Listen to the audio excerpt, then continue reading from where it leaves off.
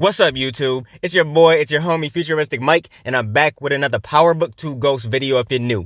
Now, this is going to be my thoughts for Power Book 2 Ghost Season 1, Episode 8.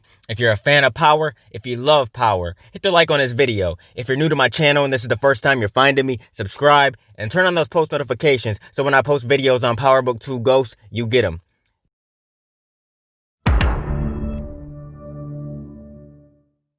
Yo, this episode was lit as hell. Damn, this is my favorite episode of the season right here. This was action-packed. It was intense. It had the intensity all throughout the episode. I was literally on the edge of my seat. My heart was racing. I didn't know what was going to happen in this episode. A lot of bodies being dropped in this episode. All around just crazy, absolutely insane. It was a fantastic episode, man. I didn't expect it to be this good because episode 7 was not my favorite episode. It was my least favorite episode of the season.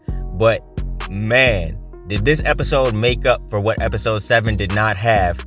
I'm telling y'all, this episode was amazing. If you're watching this video and you haven't seen the episode yet, turn this video off, go and watch the episode, and then come back to this video.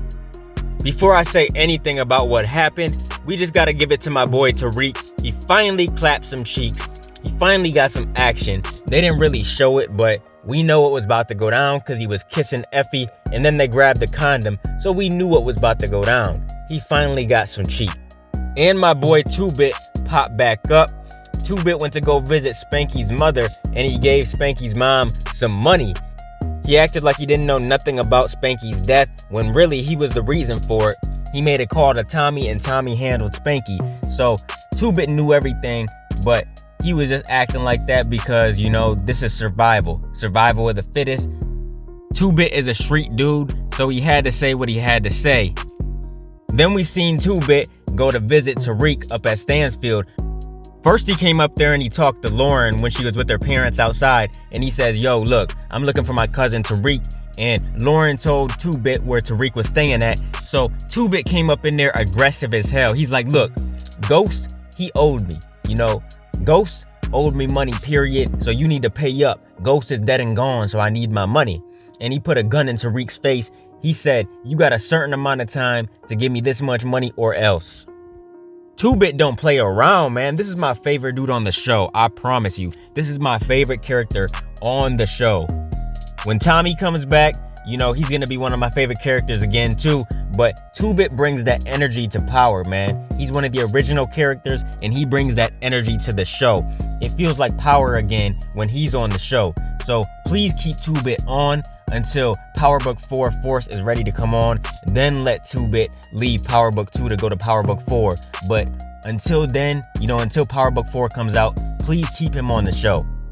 Effie comes to see Tariq, and Tariq doesn't want nothing to do with her at all. But then Tasha tells Tariq on the phone that, you know, he needs to make Effie trust him. So that's exactly what he does. You know, he sleeps with her. They're like boyfriend and girlfriend in this episode. You know, they're real close. They're selling coke together. Tariq is making her money and she's making him money. He makes enough money to pay 2-Bit, and then him and 2-Bit are square. But 2-Bit comes to collect his money at Zeke's basketball game, and Tariq meets 2-Bit in the pool area, and some dude is after Tariq. Some dude tried to pull out a switch or a blade or whatever, and he tried to stab Tariq. Him and Tariq were fighting. Dude got on top of Tariq. He was trying to choke Tariq and everything, and then 2-Bit walked in, and 2-Bit cracked his ass with a pole or a pipe, and then 2-Bit drowned his ass, and that was that. Dude was dead. This dude's name was Bars or whatever. He was part of the GTG crew, and Kane sent this dude to kill Tariq because Kane is one jealous dude, and I'm tired of this dude. Somebody honestly has to cap Kane. I never thought I would be saying that because I always liked Kane from the beginning of the show, but now I don't like this dude. This dude has to go.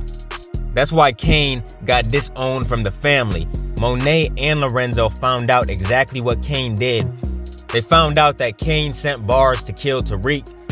So Kane went to go visit his family, and Diana answered the door and she said, look, you're not welcome here no more.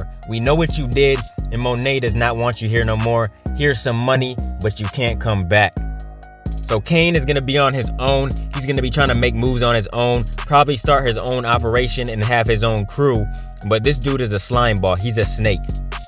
Tasha called up Lorenzo like, look, I heard somebody was trying to kill Tariq. She said, if your family tries to hurt my family again, I promise I'll find a way to hurt what's yours. So Lorenzo called Monet, and this is exactly how Monet found out what Kane was up to. She put 2 and 2 together, and she knew what was up. And Drew put in some work in this episode. Monet was starting to trust Drew a lot more in this episode. I have a feeling that Drew is going to take over the family business. He's going to be in charge, and, he's going to be running things like Kane was. Because Drew can be trusted now. He's dependable. He was putting in some work. We never thought Drew was tough. We never thought Drew had it in him, but he had it in him in this episode. He put in some work. Lil Guap tried to beat up Zeke, and then he pulled a gun out on Zeke, and he was gonna shoot his kneecap off. And Drew and Everett were walking down the street, and Drew handled the situation. He said, look, that's my cousin. You don't do nothing to him. Whatever you want to do to him, you do it to me. So Drew, he charged that little Guap, and then he beat the hell out of him. He got on top of him and he beat him so bad. I think he beat him worse than Kane beat him in like the first couple episodes. Drew really put it on his ass, period. But then Drew went to go find Kane at his girl's house, and he told Drew that he knew everything and that Monet did not have to find out, but she found out anyways. And Kane is not in the family no more. We also seen Kane go and kill Little Guap's crew. He had 2 dudes with him, and he killed them. And I thought he was gonna kill Little Guap too, but then he spared Little Guap's life, and he said, look, from now on, any business you have in the future, half of the profit is mine. That's why I'm sparing your life. All of that shit is mine. All that money is mine, and if you don't give me what's mine, I'm coming back to finish the job. One last thing I'm gonna talk about in this video, because I don't want to make it too long, is Jabari. This dude is on to Tariq. He was following Tariq in this episode. He heard the name DC Joe, and he also heard Course Correct from Drew. He was watching Tariq and Drew from a distance, and at the end of the episode, he downloaded Course Correct. So he's on to Tariq, and he's gonna find out some things. I can't wait to see what's gonna happen with Jabari and Tariq. I have a feeling Tariq is gonna have to handle Jabari. He's either gonna have to blackmail Jabari, or he's gonna have to kill him. One or the other. And then after what happened to Zeke, he went to Carrie's hotel, and he was upset. He was almost about to cry, and then she invited him in. So Zeke is probably gonna tell Carrie, what happened to him, and then she's gonna put 2 and 2 together. She's gonna find out what Tariq is involved in, and she's gonna find out what Zeke's family is doing. Because in the previews for the next episode, we see Carrie looking at Lorenzo's mugshot and everything. So everybody's gonna be finding out things in these last 2 episodes, and I cannot wait. But this was just my quick thoughts video. I got so much more to talk about, man. In my recap, I'm gonna go so into depth about this conversation, about this episode, everything, man. I'm gonna go so into depth. There's so much to talk about. This episode was so lit. It definitely met my expectations. It was way better than I thought it was gonna be. This episode was litty, man, for real. But what did you guys think of this episode? Did you like it? Did you not? If you didn't like it, how could you not like it? But yeah, man, comment down below in the comment section. Let me know what you thought of this one. Comment your theories, thoughts, predictions, everything else down below. Next episode looks absolutely insane. Next episode looks even crazier, so I cannot wait. But let me know what you think. Keep supporting your boy, and I'll be continuing to bring y'all PowerBook 2 Ghost content in the future. Make sure you guys like, comment, and subscribe, and smash that notification bell so you can never miss a video. Hope you guys enjoyed the video. Let me get out of here, y'all. It's your boy FuturisticMike, and I'll talk to y'all on the next one. I'm out. Peace.